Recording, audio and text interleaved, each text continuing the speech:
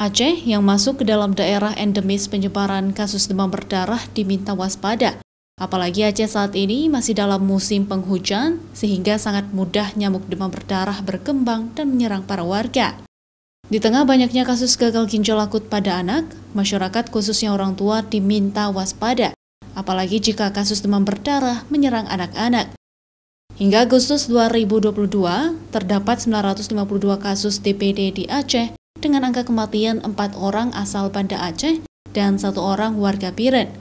Paling tertinggi di Biren yaitu 174 kasus, Banda Aceh 138 kasus, Pidi 128 kasus, dan Aceh Besar 108 kasus. Di Provinsi Aceh ya, apalagi di musim-musim seperti ini. Tapi perlu kita pahami bahwasanya ini endemis di daerah kita. Artinya bisa terjadi kapan saja, walaupun ini adalah masa di mana peningkatan dari kasus demam berdarah ini sendiri. Tentu demam berdarah ini punya karakteristik yang unik. Nyamuk penyebab demam berdarah ini adalah Aedes aegypti. Aedes aegypti ini khasnya adalah dia berada di air bersih.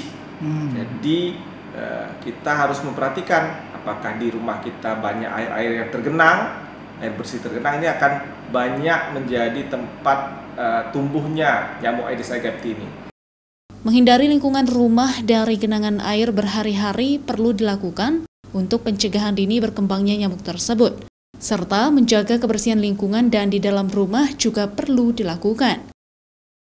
Syahril, Kompas TV, Banda Aceh.